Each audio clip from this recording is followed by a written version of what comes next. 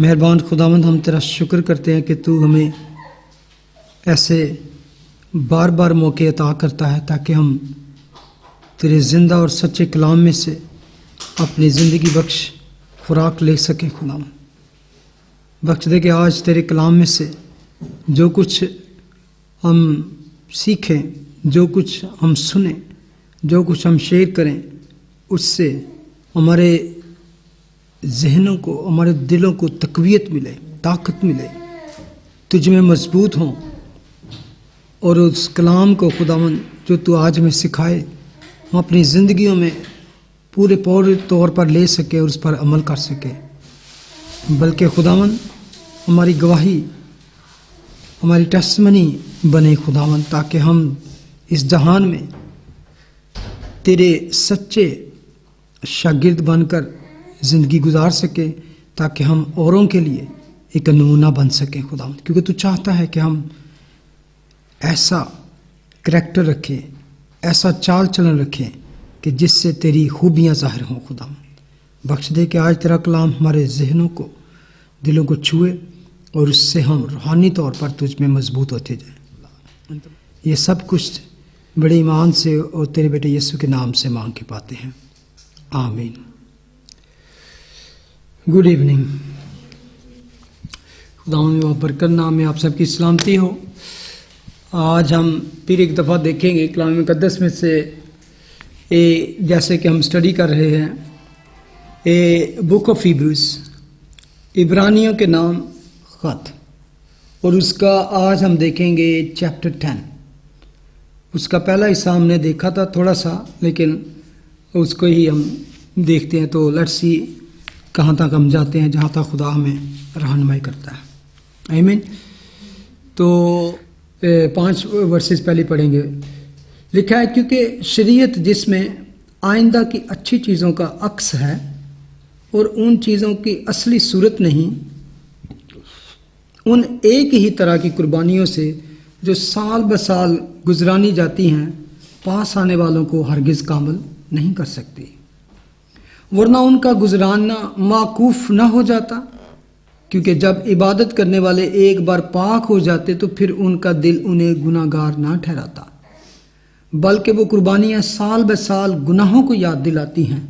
क्योंकि मुमकिन नहीं कि बैलों और बकरों का खून गुनाहों को दूर करे। इसीलिए वो दुनिया में आते वक्त कहता है कि तूने कुर्बानी और नज़र को पसंद न किया, बल्कि मेरे लिए एक बदन तैयार किया। आमीन।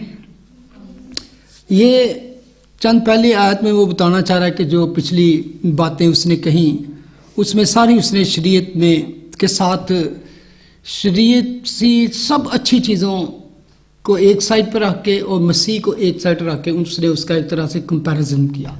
खुदा के बाद जो दर्जा यहूदियों के नज़र में आज भी है वो एंजल्स का था, स्पिरिचुअल बीइंग्स, जो कि वो खुदा के नीचे जो है वो एंजल्स हैं, तो उसके बाद इंसान है। तो सबसे पहले खुदावंद की वो इस चीज़ पे उसको प्रूव करता है कि Jesus is better than even angels. तो जब एंजल से अबव हो गया तो फिर क्या हुआ? खुदा हुआ। क्योंकि एंजल से अबव उसको उनको पता है कि ओनली गॉड है। तो जब वो इसको प्रूव करता है कि एंजल से भी अबव है, फिर उसके बाद वो बुज़ुर्गों, पेट्रियार्क के, फिर इवन ग्रेट इब्राहिम, ईमानदारों का बाप, फादर ऑफ फेथ, और उसके बारे में फिर मोसेस के बारे में कहते हैं इवन ग्रेटर देन दोज, उनसे भी बढ़कर है। फिर वो प्रीस्टहुड की तरफ आता है, हारून की प्रीस्टहुड। तो कहता है वो जो प्रीस्ट था, वो हाई प्रीस्ट था, तो उसमें क्या क्या कमज़ोरियाँ थी, जिस वजह से हमें ऐसा हाई प्रीस्ट चाहिए था जिसमें ये कमज़ोरियाँ ना हो। ये तो मरने वाले थे, कमज़ोर थे, पहले जाते अपनी गुनाहों की कुर्बानियाँ बख्शवाते, फिर कौम की बख्शवाते, फिर साल ब साल वो कहता है कि वो एक यहाँ पे बताता है कि वो एक अक्स, एक पिक्चर थी, जो कुछ भी वहाँ पे होता था। इवन शरीयत जिसमें आइंदा की अच्छी चीज़ों का अक्स है, कि फोर शैडो, कुछ आने वाला था जो रियल था, वो उन चीज़ों का अक्स है। इवन जो जहाँ पे ये सारी चीज़ें रिचुअल की जाती थी, हैकल, the temple, even temple itself was a picture of Christ, जिसकी हम ऑलरेडी स्टडी कर चुके हैं। एक एक चीज़ वो डिटेल के साथ बताता है। इवन अंदर जो शो ब्रेड थी, जो कैंडल स्टैंड था, अंदर जो इंसेंस जलाने वाला ऑल्टर था, अंदर जो अहद का संदूक था, इवन सारी चीज़ें, बाहर जो ऑल्टर था जहाँ पे कुर्बानी चढ़ाई थी, फिर क्लेंजिंग का जो वॉश बेसन था, ये सारी चीज़ें एक एक चीज़ मसीह को पेश करती है। तो कहते हैं वो सारी पिक्चर थी, रियल चीज़ों का नमूना जो मूसा को पहाड़ पर दिखाया गया कि ऐसा तो नमूना बनाना, तो वही उसने बनाया। यहाँ पे वो एक बात करता है कि हर साल क्यों गुजरानी जाती। अगर वो कुर्बानी एक बंदे को परफेक्ट कर देती तो फिर उसको दूसरे साल आने की ज़रूरत नहीं थी, तीसरे साल आने की ज़रूरत। इवन दूसरे साल जब आते हो तो आप खुद ये याद दिलाते हो कि आप गुनाहगार क्यों आए हो कुर्बानी देने के लिए, फिर कि you know you are sinner. आपने पिछले साल कुर्बानी गुजारी, still you are sinner. Next year आओगे, स्टिल यू सिनर। ठीक है। और ये तो होती थी एक कलेक्टिवली नेशनल वाइज जो कुर्बानी होती थी, जिसे अटोनमेंट डे मनाते थे, साल में एक कुर्बानी होती थी बड़ी। लेकिन उसके बावजूद डे बाय डे, वीकली, जब भी दिल किसी का करता, जब भी को फील करता मुझसे ये गुनाह हो गया, मुझसे ये गलती हो गई, तो वो ऐसे आके कुर्बानियाँ चढ़ाते रहते थे। तो वो कहता है कि साल बसार गुजरानी जाती, और इसलिए वर्ष 2 में लिखा है, वरना उनका गुजराना माकूफ ना हो जाता, कि वो सीज ना की जाती। आज भी सीज है ना, यस्सु की कुर्बानी के बाद वो आज भी हैकल 2000 साल से सीज है, वहाँ पे कुर्बानियाँ मौकूफ़ हैं। क्योंकि जब इबादत करने वाले एक बार पाक हो जाते तो फिर उनका दिल उन्हें गुनाहगार न ठहराता। तो अब वो कहता है इसीलिए क्योंकि मुमकिन नहीं कि बैलों बकरों का खून गुनाहों को दूर करे। हम इस पे बहस कर चुके हैं कि फिर क्यों खुदा ने इनकी कुर्बानियों को जायज़ किया था, ये सारा कुछ। तो कहता है वर्स 5 में, इसीलिए वो दुनिया में आते वक्त कहता है कि तूने कुर्बानी और नज़र को पसंद ना किया, बल्कि मेरे लिए एक बदन तैयार किया गया। ये ओल्ड टेस्टामेंट से कोटेशन है, वहाँ से वो कोट करता है। बल्कि पूरी सोख्तनी कुर्बानी और गुनाह की कुर्बानी से तू खुश ना हुआ। वर्स 7, उस वक़्त मैंने कहा देख मैं आया हूँ, किताब के वर्कों में मेरी निस्बत लिखा हुआ है। ये खुदावन ने कहा ना एक जगह कि तुम किताब मुकद्दस में शरीयत में ढूंढते हो और वो मेरी तरफ और तुम मेरे पास आना नहीं चाहते। तो यहाँ पर खुदावन कहते हैं ताकि ए खुदा तेरी मर्जी पूरी करूं। वर्स 8 ऊपर तो वो फरमाता है कि ना तो तूने कुर्बानी है और नज़रों और पूरी सोख्तनी कुर्बानियों और गुनाह की कुर्बानी को पसंद किया और ना उनसे खुश हुआ, हालांकि वो कुर्बानियाँ शरीयत के मुवाफिक गुजरानी जाती थी। वर्स 9 और फिर ये कहता है कि देख मैं आया हूँ ताकि तेरी मर्जी पूरी करूं। गर्ज वो पहले को माकूफ करता है ताकि दूसरे को कायम करे। यहाँ पे असल में वो क्या कह रहा है कि जब वो आता है तो कहता है कि मैं पुराने को रिमूव करता हूँ और नए को स्टैब्लिश करता हूँ। पुराना क्या था? शरीयत, ओल्ड टेस्टामेंट। पहले को रिमूव करके उसने दूसरे को किस तरह, जब हम कहते हैं कि नया अहद बांधा आखिरी फसा के दिन, जब खुदावन ने बाला खाने में अपर रूम में फंसा, तो वहाँ पे खुदावन ने कहा ये मेरे खून में नया अहद है। That was new, he established new.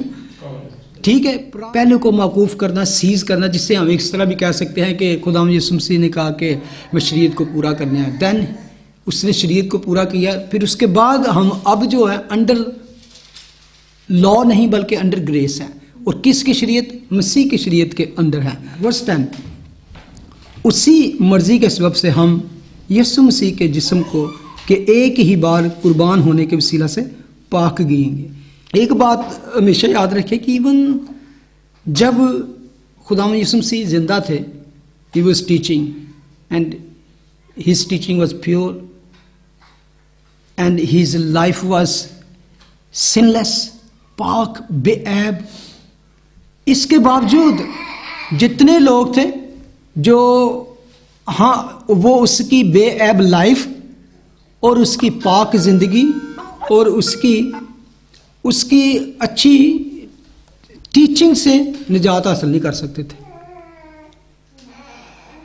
मसीह यीशु, ये बड़े गौर से सुने कि इन हिज डेज, जब वो दुनिया में था। उसकी sinless and pure and wonderful life and wonderful teaching and even miracles. Even खुदावन ने कहा जा तेरे गुनाह माफ हुए, जा तेरे गुनाह माफ हुए, तेरे गुनाह माफ हुए उन लोगों के। लेकिन जो बातें उसने कही उसको कंप्लीट करने के लिए कि वाकई ये सच है,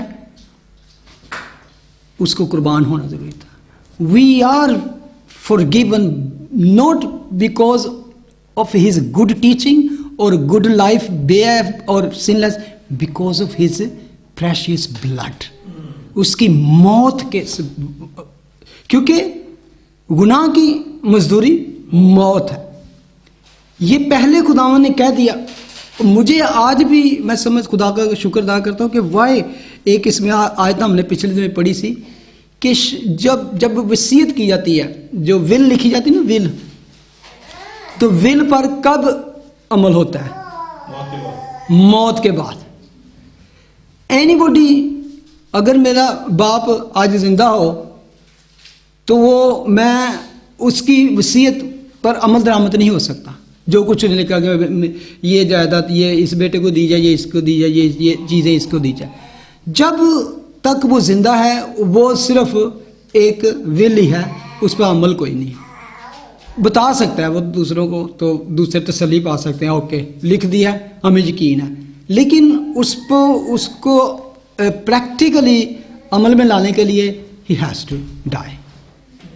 यस्सु को भी जो कुछ उन्हें सिखाया, जो कुछ हमने कलाम उसका सुना दिया, उस पर अमल दरामद होने के लिए वाकया ही मरना और फिर जिंदा होना भी जरूरी था।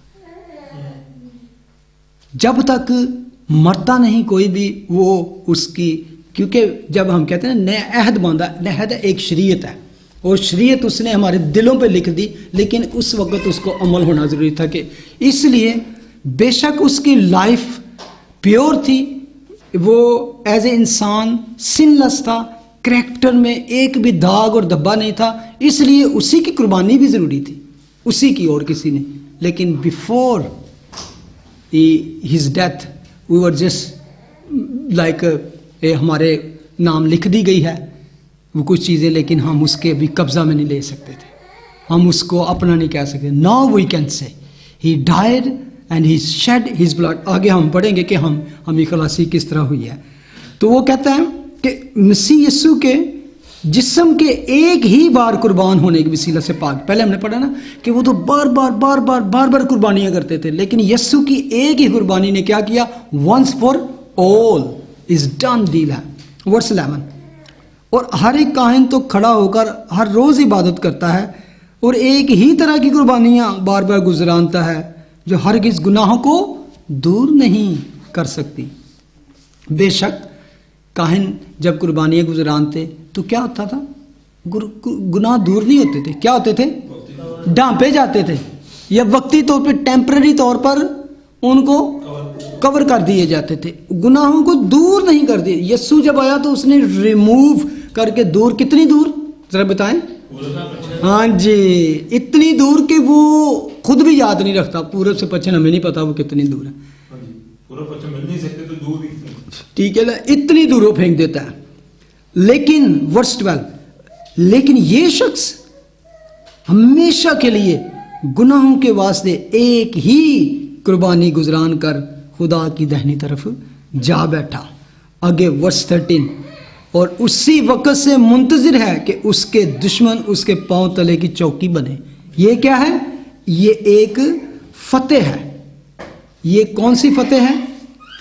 जिस पर आप कह सकते हैं दुश्मनों पर फतह। खुदावन ने कहा पहली प्रोफेसी जो होती क्या थी मसीह यीशु के बारे में? First prophecy in the Bible. हाँ जी, को कुचलेगा, दुश्मन के सर को कुचलेगा। दैट इज एक्चुअली फतेहमंदी है कि वो अब मुंतजिर है कि उसके ऊपर हो चुका है, लेकिन उसने उसको कुचल दिया है। लेकिन वो कहता है उसी वक्त से मुंतजिर है कि दुश्मन उसके पांव तले की चौकी बने, यानी कि वो नीचे कुचले जाए उसके। अभी वो वक्त जल्द आने वाला है जब वो हम रोनमा होते हुए देखेंगे। वर्स 14, क्योंकि उसने एक ही कुर्बानी चढ़ाने से उनको हमेशा के लिए कामिल कर दिया जो पाक किए जाते हैं। और रूल कुदस भी हमको यही बताता है, क्योंकि ये कहने के बाद कि खुदावंद फरमाता है जो अहद मैं उन दिनों के बाद उनसे बांधूंगा वो ये है कि मैं अपने कानून उनके दिलों पर लिखूंगा और उनके जहनों में डालूंगा। अभी ये प्रोफेसी पूरी हुई, ये खुदा का वादा था। कहाँ?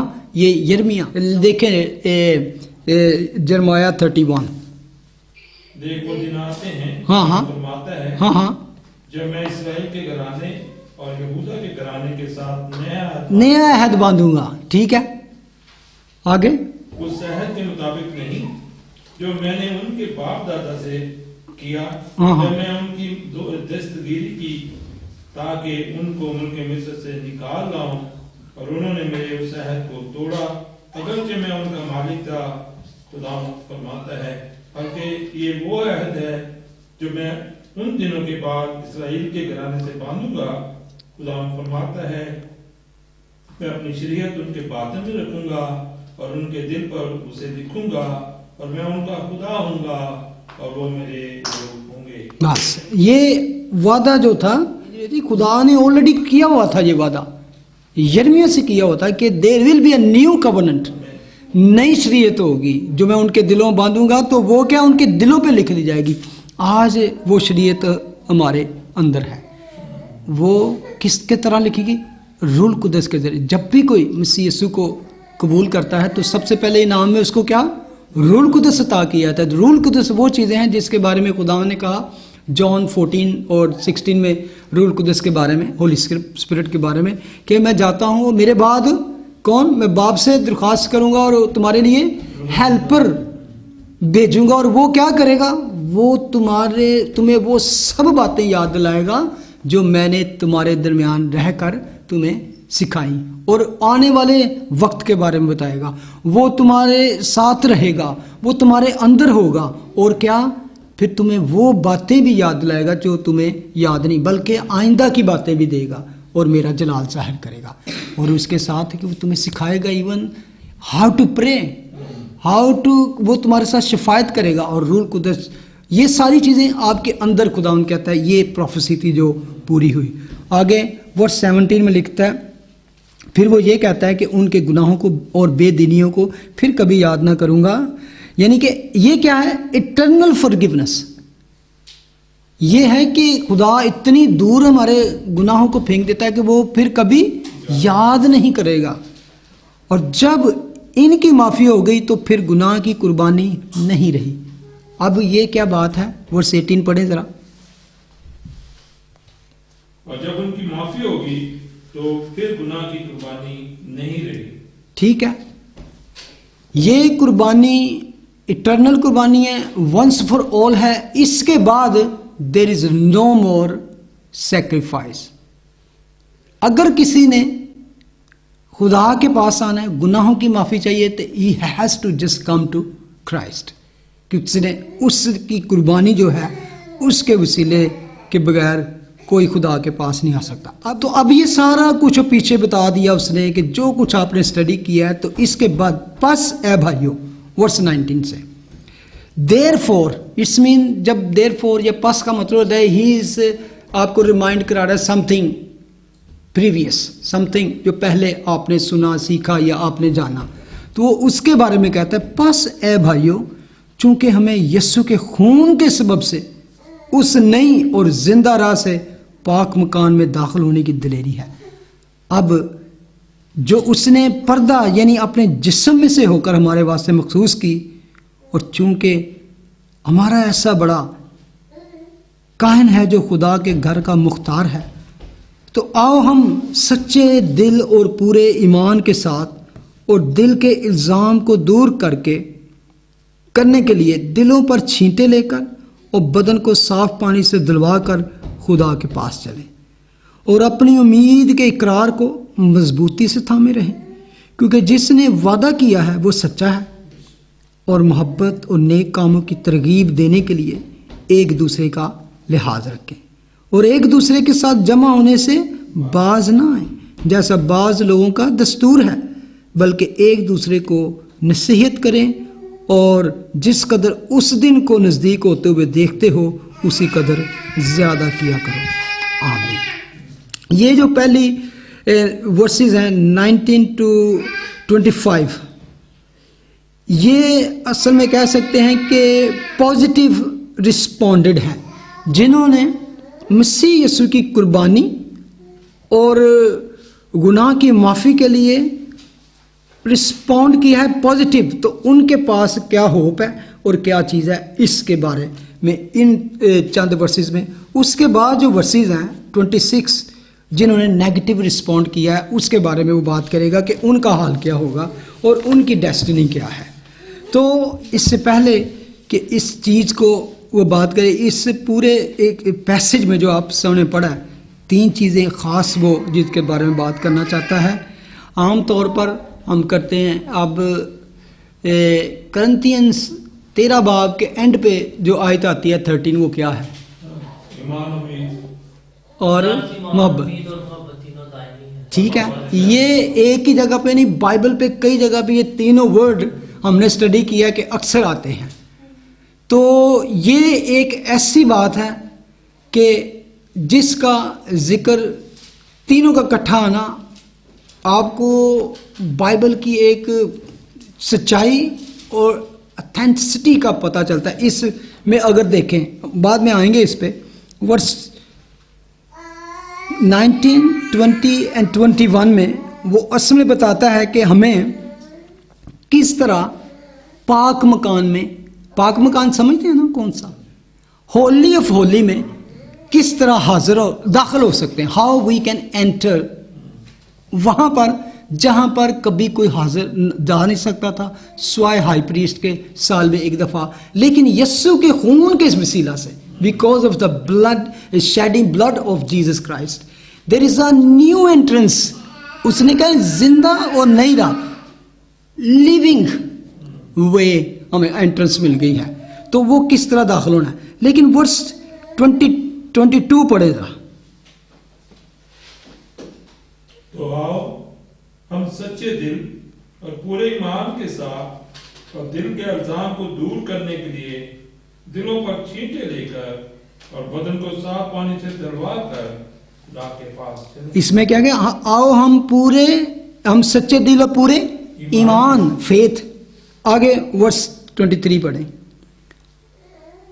और अपनी उम्मीद, ठीक है, अपनी उम्मीद के इकरार को मजबूती से थाम रहे। वर्स 23 और मोहब्बत, तीनों में ईमान, उम्मीद और मोहब्बत का जिक्र है।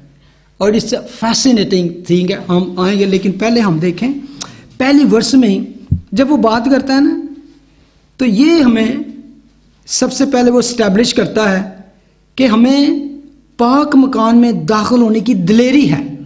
Boldly we can enter into the holy of holy, जहां पर पूरी कौम ने कभी जुर्रत नहीं की थी कि हम खुदा की, जैसे कि हमने लास्ट टाइम भी पहले भी एक चीज़ पर गौर किया, सारे असल में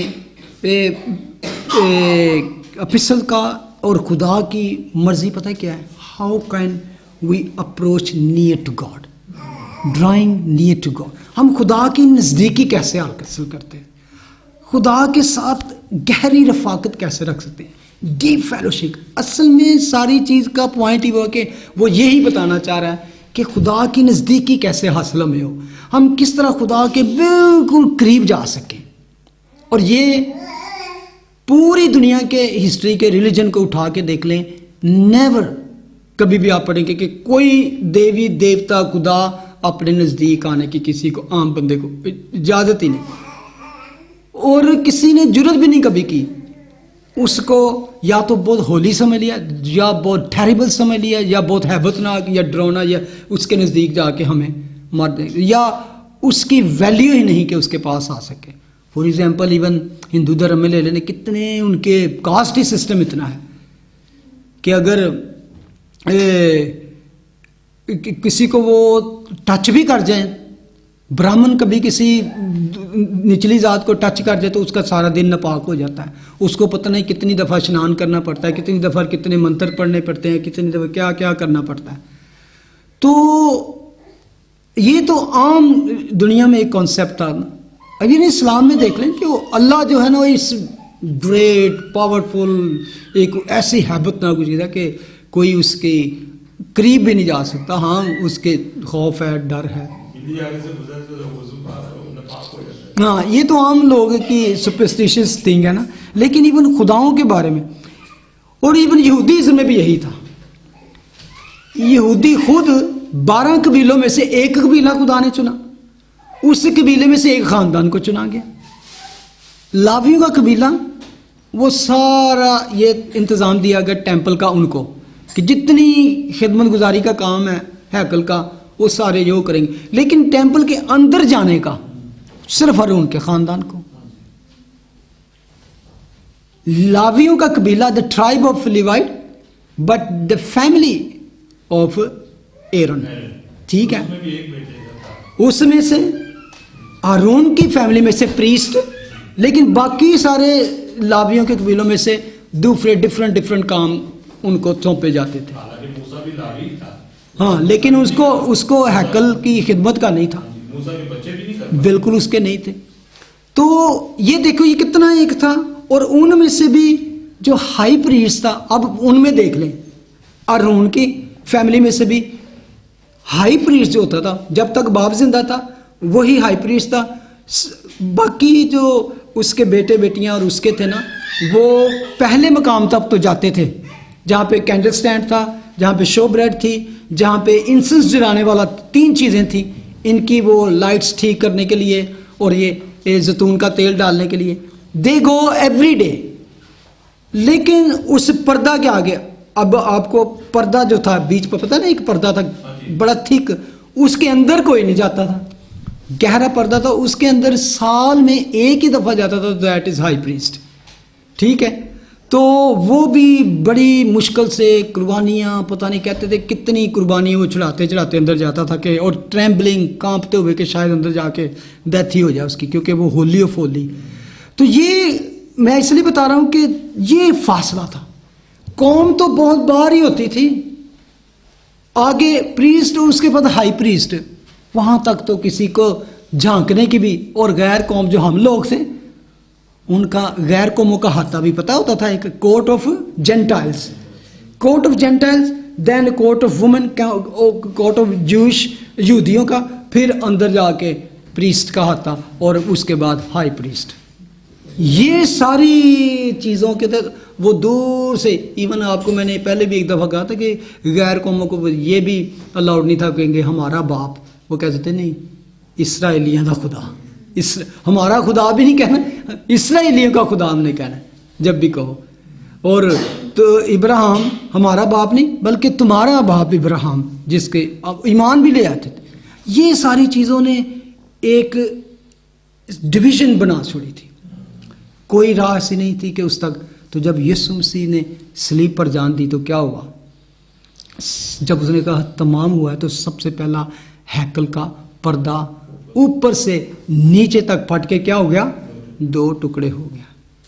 that was a wonderful thing, जो अभी हम पढ़ेंगे आप हैरान होंगे कि ये कितनी ग्राफिकल यहाँ पे स्टेटमेंट है कि किस तरह वो हुआ। लिखा है, बस से भाई, चूंकि हमें यीशु के खून की सबब से उस नई और जिंदा राह से पाक मकान में दाखिल होने की दिलेरी है। नॉट इवन एंट्रेंस, बल्कि बोल्डली का मतलब है कि हमें जैसे वहाँ का वीज़ा मिल गया, वहाँ की अथॉरिटी मिल गई है, और एंट्रेंस बोल्डली, कि हम इस दिलेरी के साथ जा सकते हैं कि ना तो हम मरेंगे तो ना भस्म होंगे। और कौन, किन की बात की जा रही है? जो पहले नाम भी नहीं ले सकते थे। मैं और आप जेंटाइल अपने आप को रख लें वहाँ पर। तो यहाँ पर, और मुझे ये बड़ी खूबसूरत बात लगती है, नई और जिंदा राह भी कभी जिंदा होती है। कैसे? ये बात जो है ना, ये लिखा है, लेट्स रीड अगेन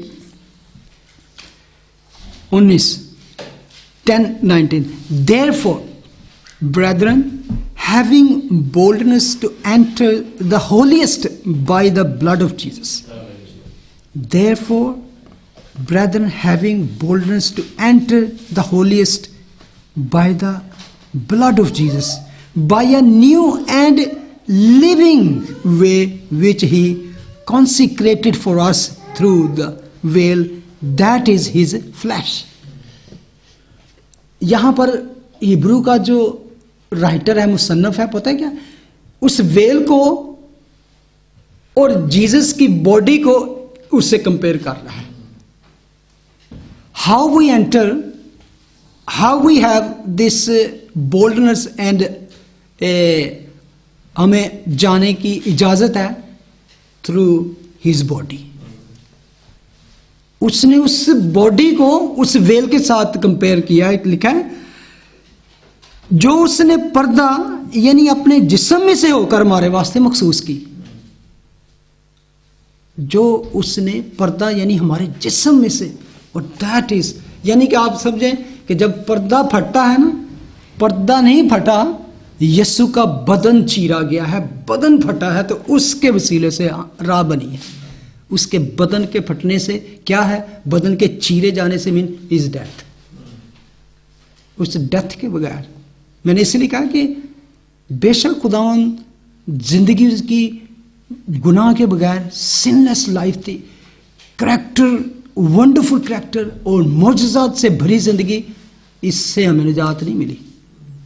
हमें निजात मिली है उसकी खून बहाने से. उसकी मौत ना होती तो ये सारे काम हमें निजात ना देते उसकी, क्योंकि गुनाह की मजदूरी मौत, और मौत किस चीज़ की, बेऐब बर्रे की, और वो बर्रा जो खुदा का बर्रा था वही. अच्छा, हम यहाँ पे पढ़ते हैं कि उस मकान में दाखिल होने की हमें दिलेरी है. हमें क्यों दिलेरी है वहाँ पे जाने की?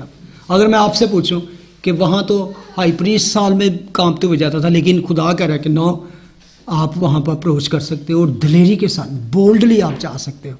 वाई? यीशु जिंदा रहा. एक तो लिविंग वे है, दूसरा पता है क्या है कि हमारा उसके साथ जो रिलेशन है ना, that is unique. We are going like we are going to meet our father. ठीक है ना, जिसे हम अब अब्बा ए बाप कह के पुकारते हैं. तो जब आप बाप के पास जाते हो तो आपको ये तो नहीं कि बाप आपको जाते ही आपको तलवार पकड़ी हुई, तो दैट इज एक्चुअली वो कह रहा है कि अब हमारा उसके साथ ये रिलेशन है कि if we are going like we are going to our father. Even बाप पर एंग्री भी है तो यू विल गो, तो आपको कि डैड के जाके मैं सॉरी करूंगा तो डैड ठीक हो जाएगा. ये असल में बताने की कोशिश कर रहा है. एक तो हमारा बाप है, और उस हैवी वेल को जिसने फाड़ा है, अब अंदर गजब नहीं, अंदर कहर नहीं है, बल्कि उसके हुजूर में अब हमें क्या है, प्यार है, फॉरगिवनेस है. लाइक आप यहाँ से ये सोच सकते हैं प्रोडिगल सन की मिसाल, कि जब वो वापस आया तो उसने कहा कि मैं अपने बाप के घर में जाऊंगा.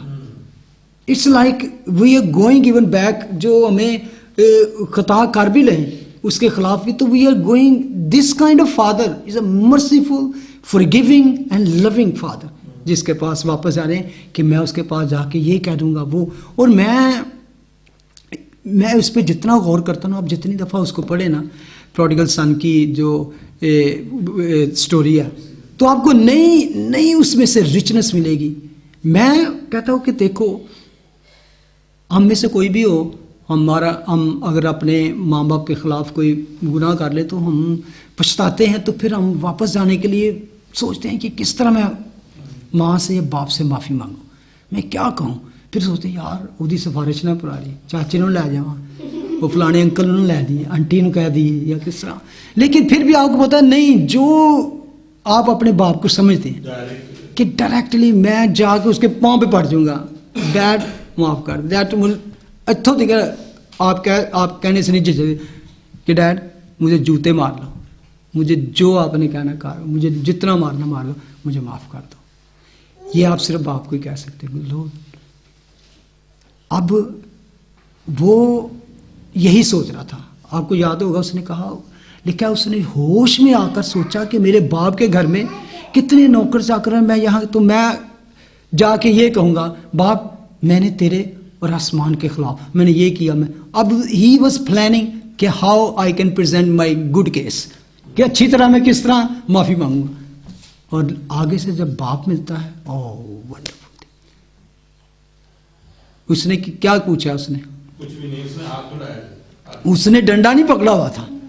पहले मैंने 10 पैसे कितने खर्च किए नहीं सारे बचाए कि नहीं, कितने कितने रहा तू, कितने कितने तू खर्च किए, केड़ी बदमाशा नाल रहा तू, केड़ी गंदी पार्टी च रहा। नो, वो उसका यही था बेटा कि ही केम बैक। मेरा बेटा मर गया था, वो जिंदा हुआ है। उसने उसको मौका भी नहीं दिया कि तू मुझे बता, एक्सप्लेन करने का मौका नहीं दिया। It doesn't even give him chance to even open mouth. नौकरों को बुलाओ, ये बुलाओ, आ जाओ भाई, पोशाक लाओ, अंगूठी लाओ, बछड़ा करो, इसको ये करो, पार्टी करो। ये उस बाप की बात की जा रही है जिसके पास वो कहते हैं हम दिलेरी के साथ जा सकते हैं। और उसने ये हमेशा बात याद रखें, बेशक हम बोल्डनेस के साथ, दिलेरी के साथ जा सकते हैं, लेकिन उसने एक भारी कीमत अदा की है इस रास्ता को खोलने के लिए। It's a big price he paid for that. ਜਦੋਂ मैं ही पढ़ना तो मैनू जब मेरे अपने बॉडी में ऐसी की कहते हो हाँ, कि जब वो कहता है उसने किस तरह किया, क्योंकि उसने अपने बदन में से, यानी पर्दा ये नहीं अपने जिस्म में से होकर हमारे वास्ते मखसूस किया। It's just for us. पढ़ो वर्स 20 अगेन, किस तरह उसने ये की है।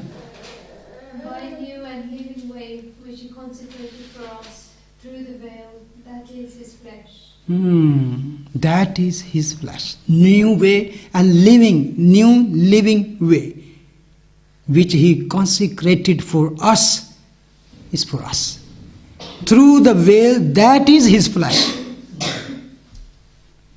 और वो पर्दा जब फटा तो वो उस वक्त फटा जब यीशु ने कहा कि तमाम हुआ, और हैकल का पर्दा ऊपर से नीचे तक फट के 2 टुकड़े हो गया।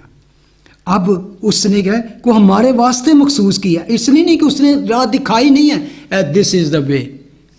उसने हमारे लिए, उसने अंदर जाके उसने कहा लो कम एंड फॉलो मी, जगह दिखा देना। फॉर एग्जांपल जब मुझे कॉन्फ्रेंस के लिए मैं अमेरिका गया तो मैं डीसी वाशिंगटन भी गया, तो वाइट हाउस देखने की मुझे बड़ा शौक था कि चलो वाइट हाउस देखे, इधर आ गए हैं। तो वो लेके गए तो उन्होंने दूर, वो जी वाइट हाउस है। मैंने कहा हाँ जी देख लो। वाइट हाउस को देखना दिखाना और बात है, उसके अंदर जाके प्रेसिडेंट के साथ मुलाकात कराना इट्स और बात। ये खुदावंद ने किया खुद। उसने क्या, come with me, I will take you there, even you can come alone, I am waiting over there. वो खैमा के अंदर तक पहुंचता है और वहां हमेशा तक हमारा सरदार कायन है, जो हमारी कमजोरियों में हमारी मदद कर सकता है। तो इसलिए हमेशा याद रखें कि उसका बदन फाटा, चीरा गया और पर्दे की तरह फाड़ा गया ताकि हम अंदर जा सकें। लेट्स कम आगे। और चूंकि वर्स 21 हमारा ऐसा बड़ा कायन है जो खुदा के घर का मुख्तार है, वो क्या है, ग्रेट हाई प्रीस्ट वहां पे बैठा है। इसलिए हमें डरने की जरूरत नहीं कि हमें पता चले अंदर है कौन। और जब हमें पता हो ना अंदर अपना ही बंदा बैठा है तो फिर असी बड़ी दलेरी ना जा सकते। ये इसी जैसे अंदर अपना बंदा बैठा हुआ है, अपना कोई बैठा हुआ है। कहीं भी आप जाते हैं, कहीं भी आपकी सिफारिश की हो ना, तो आपको यार अब पाकिस्तान जैसे मुल्क में से आए, वहाँ पर कहीं भी जाना हो तो अपना बंदा जरूर कितने होना चाहिए, वरना कोई काम नहीं होता वहाँ पे।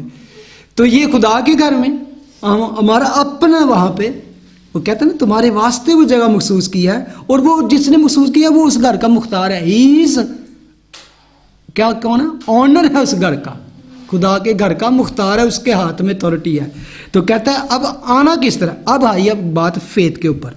सबसे पहले फेथ, तो आओ हम सच्चे दिल और पूरे ईमान के साथ, अब सच्चे दिल और पूरे ईमान के साथ और दिल के इल्जाम को दूर करने के लिए दिलों पर छींटे लेकर और बदन को पानी से दिलवाकर खुदा के पास चले। क्या आप इसको देखेंगे, सच्चे दिल और पूरे ईमान। सच्चे दिल और पूरे ईमान।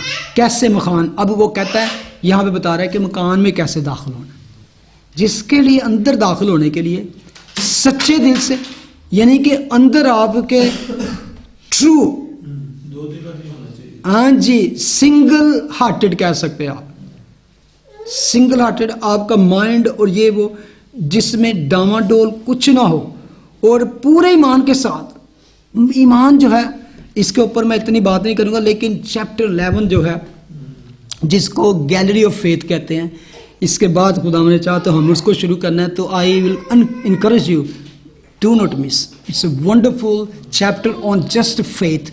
और फेथ के ऊपर इतनी डिटेल्स के साथ किसी भी जगह पे आपको पूरे बाइबल में डिटेल के साथ स्टडी नहीं मिलेगी। तो उसके बाद उसके पर चलें, लेकिन यहाँ पे हम सच्चे दिल और पूरे ईमान के साथ और दिल के इल्ज़ाम को दूर करने के लिए दिलों पर छींटे लेकर और बदन को साफ पानी से धुलवा कर खुदा, असल में ये जिनसे बात कर रहा है आपके माइंड में होना चाहिए, दे आर ज्यूइश, यहूदी हैं, और जो जिनके नस नस और गूदे गूदे में शरीयत बसी हुई है, और शरीयत में बहुत सी ऐसी रिचुअल थी। कोई गुनाह हो गया तो उसको पाक करने के लिए, कोई चीज़ों को पाक करने के लिए हमेशा स्प्रिंकलिंग ऑफ ब्लड, तो वॉशिंग थे, क्लेंजिंग के पता नहीं कितने कितने, आप अगर लिविटिकस पढ़ें, इस्तिशना पढ़ें, जाके डिट्रोनॉमी पढ़ें, लिविटिकस पढ़ें, तो ये सारी आपको बताएंगी कि किस कदर ये ख़ता हो गई है, ये प्रॉब्लम हो गई है, तो इस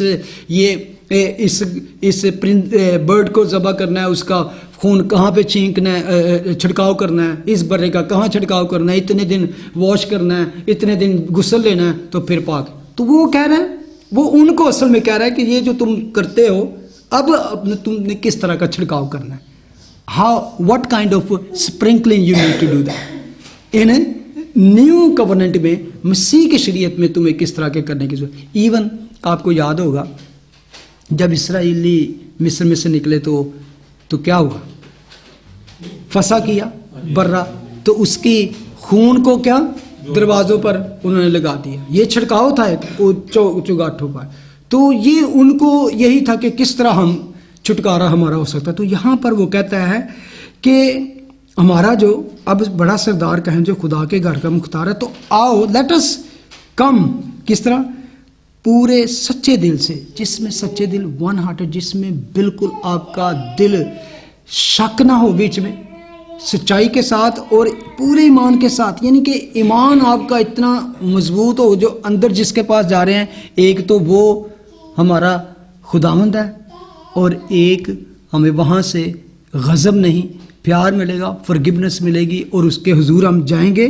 और दिल के इल्ज़ाम को दूर करने के लिए, अगर दिल में कोई आपके अंदर कोई ऐसी बात है जिससे आप डर रहे हो, if you have any kind of fear, और मे बी कोई ऐसी गुनाह खता या आपके अंदर हो, तो वो कहते हैं उसके लिए just by faith take his blood, sprinkling of his blood and wash.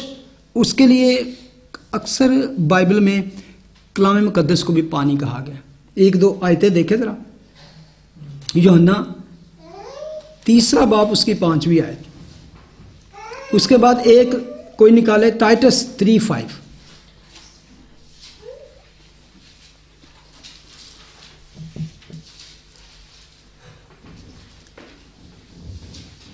क्योंकि यहां पे वो कह रहा है कि बहुत से लोग जो थे यहूदी कौम में, खुदा ने अक्सर कहा कि तुम लोग होंठों से मेरी तारीफ करते हो लेकिन दिल तुम्हारे मुझसे दूर है। तो वो कहते हैं दिल जो होंठों पे हो वही आपके दिल में भी हो, ये नहीं कि सिर्फ आपके लिप्स वर्शिप हो तो दिल तुम्हारे मुझसे दूर हो।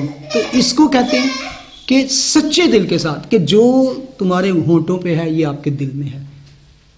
कम लाइक दिस, पढ़ें जरा 5:3-5 एंड टाइटस 3:5। यीशु ने जवाब दिया, मैं तुझसे सच कहता हूँ, जब तक कोई आदमी पानी और रूह से पैदा ना हो वो खुदा की बादशाहत में दाखिल नहीं हो। ठीक है, यहाँ पर असले पानी जो इसको कहा गया वो बैप्टिज्म की बात नहीं की गई, ये कलाम मुकद्दस है। टाइटस 3:5 पढ़े साथ ही कोई। By words of righteousness which we have have done, but according to His mercy, He saved us through the washing of regeneration and renewing of the Holy Spirit.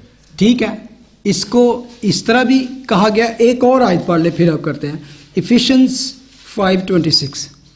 That He might sanctify and cleanse her with the washing of water by the word. ठीक है, पहले उसी को translate किया गया word को water के साथ, फिर उसको होली स्पिरिट के साथ। तो असल में यहाँ पे जो बात की गई है ना कि तो आओ हम सच्चे दिल और पूरे ईमान के साथ और दिल के इल्ज़ाम को दूर करने के लिए दिलों पर छींटे लेकर बदन को साफ पानी से धुलवाकर खुदा के पास चलें।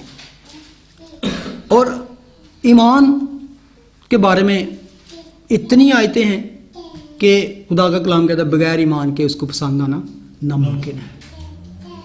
अगर आप खुदा के पास जा रहे हैं तो आपको ये ईमान होना चाहिए कि खुदा मौजूद है। सबसे पहले ये फर्स्ट ऑफ ऑल ईमान के बगैर उसको पसंद आना नामुमकिन है, और ईमान अमाल के बगैर मुर्दा है। The faith is dead without faith without work. तो मैं ईमान पे आगे भी हम बात करेंगे, लेकिन बहुत सारी ऐसी वर्सेस हैं जिसमें खुदा कहता है कि फेथ के साथ, ईमान के साथ सिंगल हार्टेड मेरे पास आओ, सिर्फ होंठों की तारीफ नहीं के साथ नहीं। आगे वर्स 23 पढ़े जरा। और अपनी उम्मीद के इकरार को मजबूती से थामे रहें, क्योंकि जिसने वादा किया वो सच्चा है। ठीक है, कन्फेशन, सबसे पहले तो आप जो कन्फेशन खुदा के सामने करते हैं सच्चे दिल से, पहले उसने सच्चे दिल का है, ट्रू हार्ट के साथ, फिर कन्फेशन। आप सच्चे दिल से जब कन्फेशन किसी की बात का भी करते नहीं करार, तो आपको ईमान होना चाहिए, यस फॉरगिवन, डन। ये जरूरी है कि उस इकरार को कहते हैं मजबूती से थामे रहें, यानी कि उसमें स्ट्रांगली होल्ड फास्ट कि यस यू आर फॉरगिवन। बहुत से लोग इवन इकरार करके भी, माफ़ी मांग के भी, बैप्टाइज होके भी, ये भी करके, तो फिर क्योंकि शैतान का काम है वो याद दिलाता रहता है आपको पुरानी बातें। खुदावन तो कहता है मैंने तुम्हारे गुनाहों को इतनी दूर फेंक दिया कि वो फिर याद नहीं करने का। लेकिन अक्सर इब्लीस जो है, सेटन हमें याद दिलाता है फलाने टाइम तो केड़ा गुनाह किया से, ऐसे कभी कभी बैठे याद करा देता है। हर कि खुदा ने आपको माफ़ कर दिया तो आपको चाहिए उस वक्त उसको रिब्यूक करें। No, you are liar, I am forgiven, I am forgiven and I already surrender and repent कर चुका हूँ। हाँ, ये दूसरी बात है कि आपके अंदर वो कोई, मेरे अंदर कोई गुनाह है, मैंने उसकी रिपेंटेंस नहीं की, खुदा के सामने मैं बताया नहीं, खुदा में yes I have done this I know, जेड़े याद भी नहीं वो भी तू माफ़ कर देता है। लेकिन आपको इकरार करने की ज़रूरत है, लॉर्ड मेरे अंदर अगर ऐसा, आपको याद है कि दाऊद इस तरह की दुआ करता है, वो कहता है कि मुझे पोशीदगी के गुनाहों से भी पाक कर। कुछ गुनाह ऐसे होते हैं दुनिया में कोई शख्स नहीं जानता, सिर्फ मैं और आप ही। मैं जानता हूँ, मैंने क्योंकि आप जानते हैं आपने क्या किया। इवन आपका क्लोजेस्ट रिलेशन भी नहीं जानता होता कि मैंने क्या, उसको कहते हैं सीक्रेट सिन। और अपनी उम्मीद के इकरार को मजबूती से थामे रहे, क्योंकि जिसने वादा किया है वो सच्चा है। असल में वो कह रहे हैं कि जिसने वादा किया है, जिसने ये आपको फॉरगिव किया है, जिसने आपको हमेशा की जिंदगी का वादा दिया है, वो सच्चा है। जिसके आप कहते हैं कि मैं पता नहीं माफ़ की हुआ हूँ कि नहीं, कोई बंदा सोचे यार मेरी जिस तरह तो बड़ा गुनाहगार कोई हो ही नहीं सकता, तो शायद मैं हुआ हूँ कि नहीं, तो वो कहता नो। अपने कन्फेशन, अगर ट्रू कन्फेशन है तो होल्ड इट फास्ट, बिकॉज जिसके सामने तुमने इकरार किया है उसका वादा सच्चा है कि उसने कहा yes you are forgiven and you are forgiven. जिसने वादा किया है वो सच्चा है। वर्स 24। और मोहब्बत और नेक कामों को तरगीब देने के लिए एक दूसरे का लिहाज रखें। Very important. मोहब्बत जो है ना, हमने पढ़ा ना, ईमान, उम्मीद और मोहब्बत, बेशक ये दोनों चीज़ें हैं, लेकिन मोहब्बत सब पे गालिब आती है। मोहब्बत इंपॉर्टेंट है। मैं भी, मेरा ईमान बड़ा पक्का है, मैं आई एम रियली फेथफुल आदमी हूँ, मेरे अपने ईमान में मजबूती है, और मेरी उम्मीद भी, मेरी होप भी, होप असल में फ्यूचर का नाम है। होप पिछले का या प्रेजेंट का नहीं, होप का मतलब ही नहीं प्रेजेंट और पास्ट, होप का मतलब ही क्या है, फ्यूचर, और इसके बारे में भी हम बात करेंगे। ईमान और होप को किस तरह वो मिलाएगा चैप्टर 11 में, कि अमेजिंग। तो अब ये दोनों चीज़ें मिलकर किस चीज़ के साथ आप साबित करो, मोहब्बत। इन चीज़ों से अगर इसके बाद आपकी मोहब्बत नहीं है आपके ईमान, तो फिर ना तो आपका ईमान कोई काम करेगा ना उम्मीद। ग्रंथियों तेरे बाप में कहता है, अगर मेरा ईमान इतना मजबूत हो, मैं पहाड़ों को हिला दूँ, ये कर दूँ, वो करूँ, लेकिन मोहब्बत ना रखूँ तो मैं टनटना सा पीटर और झंझनाती झांझ हूँ। तो आगे वो कहता है, नेक कामों की तरगीब देने के लिए एक दूसरे का लिहाज रखें, यानी कि एक दूसरे को पुश करते रहें, उसको इनकरेज करते रहें। तरकीब देने का मतलब है कि इनकरेज करते रहें, किनके लिए, गुड वर्क में।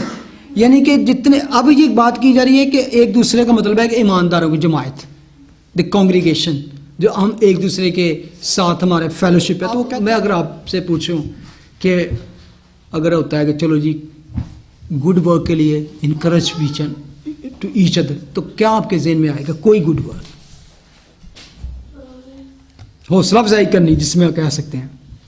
If two people aren't getting along, तो तीसरा बंदा instead of के और आप लगाए वो, हाँ, यानी कि आप अगर देख रहे हो, बिल्कुल अच्छी बात है कि दो बंदे एक की अच्छी काम के लिए बात करें, तो आप उसके अंदर जाके इनकरेज करो, यस यार इट्स गुड, अगर मैं आपके काम आ सकता हूँ इसमें, तो आई एम विद यू। यानी कि इनकरेज है अच्छे कामों में, क्योंकि खुदा का कलाम करता है, मुबारक है जो नेकी करने में पहल करता है। नेक काम के लिए वो कहता है कि बल्कि इनकरेज करो। अगर कोई दूसरा कर रहा है ना, तो कई लोग वो बात बेटी नहीं कहते, कई दफ़ा हमें डिस्करेज कर देते हैं, यार वो यार ना की फायदा होना, कभी नहीं, पहले भी किया ऐसे शुरू लोग नहीं बने काम। वो डिस्करेज करने वाले ज़्यादा होंगे, छोटी सी बात है, अच्छा यार, और वो आपको ऐसे ऐसे सॉलिड बात कह देंगे, तो थोड़ी सी सोची पै जाएगा, अच्छा फिर की करिए ना करिए, और या आपका दिल थोड़ा हो जाएगा। तो नेक काम पहले तो यह है कि आपको होना चाहिए कि ये काम से खुदा की खिदमत है, या खुदा के हुजूर उसकी किंगडम में, उसकी बादशाही में। और इसके बाद वो सबसे पहले बात जो करता है, उसके फ़ौरन बाद कि मोहब्बत करने का और नेक काम करने का हमें हुक्म दिया गया है। ये इमोशनल नहीं है कि आपका इमोशंस हो जाए किसी बात से। तो आगे वो फौरन एक बात कहता है मोहब्बत और नेक कामों की तरगीब देने के लिए एक दूसरे का लिहाज रखें और एक दूसरे के साथ जमा होने से बाजना है। दैट इज फौरन उसके बाद कि that is a good work first of all, कि ये फिर मैंने पहले कि ये अब वो आपस की बात कर रहा है, ईमानदारों की बात है, ये बिलीवर्स की बात है कि इकट्ठे होने में, जमा होने से बाजना। फॉर एग्जाम्पल, अब कॉन्ग्रीगेशन जो है उसकी तो सबसे बड़ी बात है फेलोशिप है। फेलोशिप जो प्रेयर मीटिंग है, बाइबल स्टडी है, चर्च के प्रोग्राम्स हैं, ये चर्च की कितनी भी है, तो ये खुदा की नज़र में कलीसियाई जो काम है, चर्च के काम है, दैट इज सबसे पहले गुड वर्क है। और चर्च के थ्रू आप किसी की मदद कर रहे हैं, चर्च के थ्रू आप कुछ भी कर रहे हैं, दैट इज गुड। अगर तो आपकी पर्सनल लाइफ में भी अब कोई आपको कहीं मौका मिलता है नेक काम करने का, दैट इज गुड। लेकिन यहाँ पे बात हो रही है कि सबसे पहले जितना ज़्यादा आप जमा होंगे ना, उतनी ज़्यादा आपकी रफाकत बढ़ेगी, आपकी नॉलेज बढ़ेगा, आपकी स्पिरिचुअल ग्रोथ होगी, आपके कलाम की गहरी बातें आप समझें। Without knowledge and without fellowship many आप कह सकते हैं ग्रेट मैन बैकस्लाइड हो जाते हैं, गिर जाते हैं विदाउट फेलोशिप। तो कई दफ़ा आप की फेलोशिप नहीं होती ना, तो आप कितना अर्सा ये नहीं होता कि आप उससे ईमान से उससे ये कहता है खुदा कि चलो अब तो फेलोशिप नहीं है तो तेरा ईमान, तेरी निजात खोई गई, यू लॉस्ट योर, नो। लेकिन देयर इज डेंजर है कि आहिस्ता आहिस्ता अगर आपकी स्पिरिचुअल फेलोशिप नहीं है तो इब्लीस को मौका मिल जाएगा।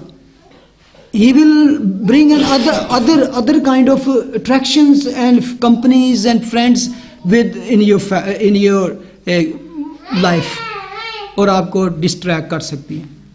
आगे आके इसके ऊपर और ज़्यादा हम बात करेंगे। वो कहता है मोहब्बत और नेक कामों की तरगीब देने के दूसरे का लिहाज रखें और एक दूसरे के साथ जमा होने से बाज ना आए जैसा बाज लोगों का दस्तूर है, बल्कि एक दूसरे को नसीहत करें।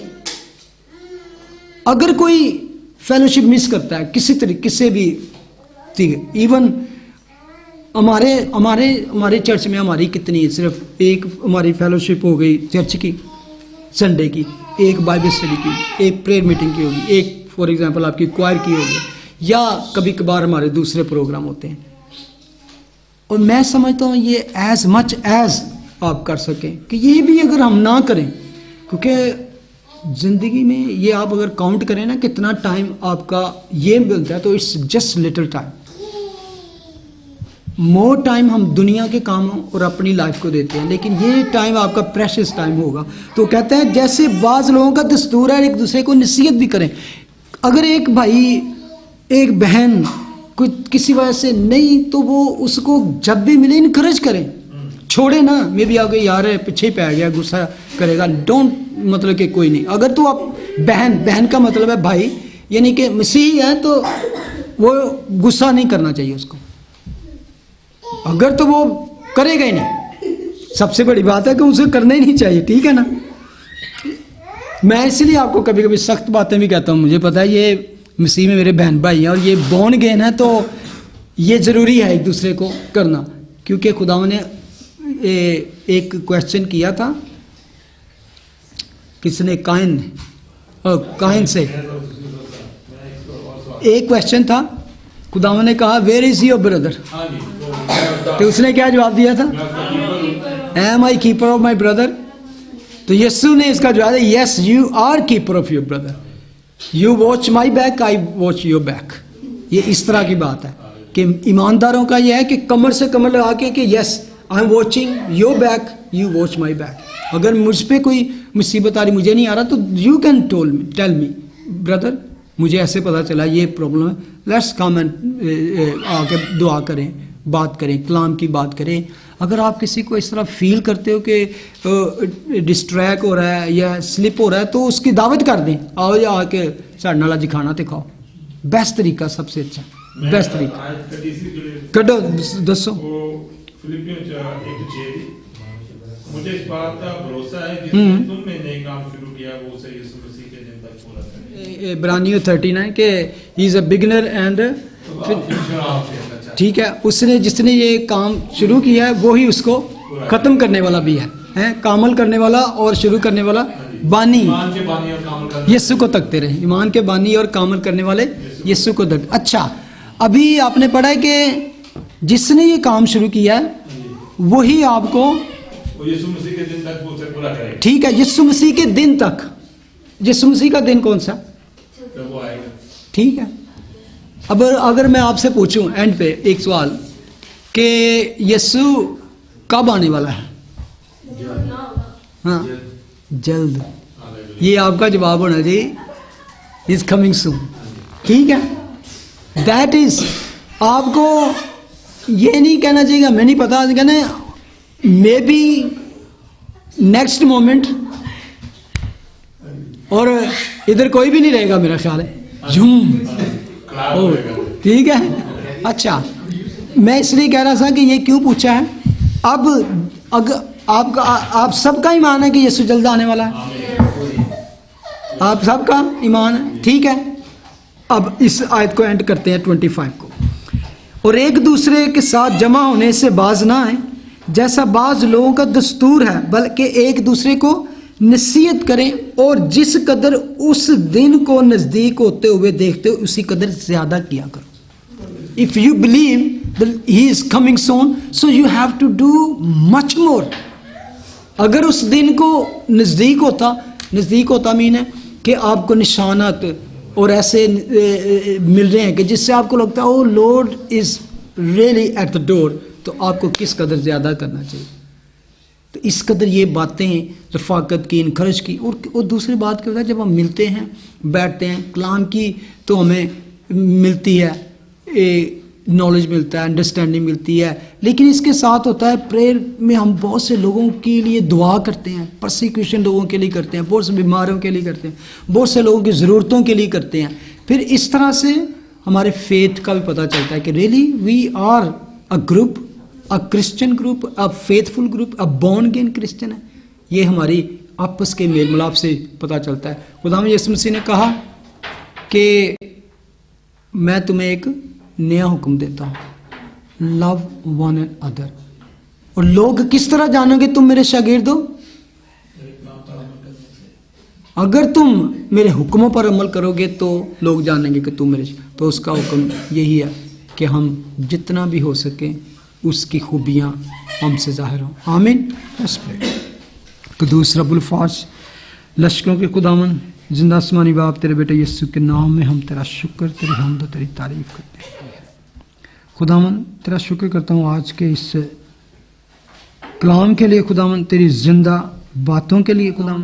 बेशक तू जल्द आने वाला है और जिस कदर उस दिन को नज़दीक होते हुए देखते हैं और ज़्यादा कोशिश करें एक दूसरे को इनकरेज करने की, एक दूसरे की माफ़ करने की, एक दूसरे से प्यार करने की।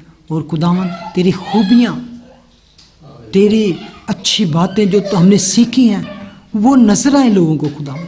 हम चलते फिरते खुदावन तेरे गवाह हों खुदावन। हमारी जिंदगियां एक ऐसी एग्जाम्पल हो, एक नमूना हो कि लोग वाकई हमें तेरे पैरोकार जाने खुदावन। हमें बख्श दे खुदावन कि हम जहाँ भी हैं खुदावन हम एक शमा की मानन, नूर की मानन चमके, ताकि हमारी रोशनी आदमियों तक पहुँचे खुदावन। इस आखिरी दौर में खुदावन जबकि तेरा आना बहुत नज़दीक है, हमारी ज़िंदगियों को खुदावन तो जिस कदर अपने लिए इस्तेमाल कर सकता है कर खुदावन, क्योंकि हमें नहीं पता कि कब हमारा टाइम आ जाएगा और कब तेरा टाइम आ जाए खुदावन। इससे पहले कि हम इस दुनिया को छोड़ें, हम चाहते हैं खुदावन तो हमारी ज़िंदगी को जिस कदर इस्तेमाल कर सकता है, जिस वे इस्तेमाल कर सकता है, we are ready in Jesus mighty name, आमीन। हमारे बाप तू जो आसमान पर है, तेरा नाम पाक माना जाए, तेरी बादशाह आए, तेरी मर्जी जैसे आसमान पर पूरी होती है ज़मीन पर। हमारे रोज़ रोटी आज हम बख्श दे और जिस तरह अपने कसूर को माफ़ कर, तू हमारे कसूर को माफ़ कर। मेजमाइश में न पड़ने दे बल्कि बुराई से बचा, क्योंकि बादशाह कुदरत और जलाल हमेशा तेरे। आमीन। Thank you ji.